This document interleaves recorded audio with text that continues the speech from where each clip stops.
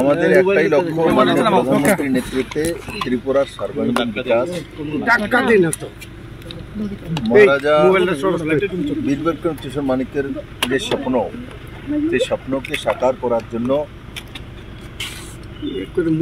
আমাদের ত্রিপুরা পার্টি और भारतीय जनता पार्टी যে মিলন, এবং সেই মিলন নিশ্চিত ত্রিপুরার শান্তি, সমৃদ্ধি এবং ওভারঅল ডেভেলপমেন্ট, আর সেইটাকে লক্ষ্য রেখে সেটাকে আলটিমেট গোল্ড পয়েন্ট বানিয়ে আমরা কাজ করছি। আর আজকে আমি মহারাজ প্রদ্যুৎ কিশোর মানিক্য এবং ওনার পরিবারের সঙ্গে বসেছিলাম। আগামী দিনে রণকৌশল কী হবে, কিভাবে করব, আর কি করা উচিত, আর সর্বোপরি জনতার আশীর্বাদ। আমরা সবাই মিলেমিশে এই ইলেকশনে যোগদান করব।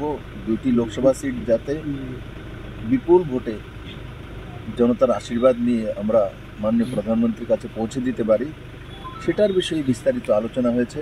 আমার বিশ্বাস যে ত্রিপুরার মানুষ মোদিকে তৃতীয়বার প্রধানমন্ত্রী চাইছে, আর সারা ত্রিপুরা মোদিময় আছে।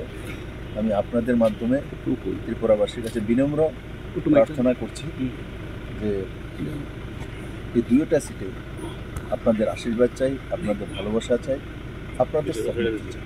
স্যার, পূর্ব ত্রিপুরা আসন নিয়ে কোনো রকমের আলোচনা কি হয়েছে? পূর্ব ত্রিপুরা আসন যখন পার্লামেন্টারি বোর্ডের ডিসিশন হবে তখন সিদ্ধান্ত হয়ে যাবে।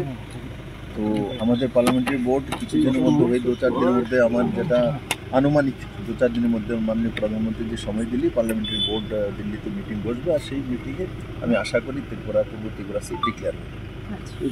सर 2 लाइन इंग्लिश हिंदी में ले।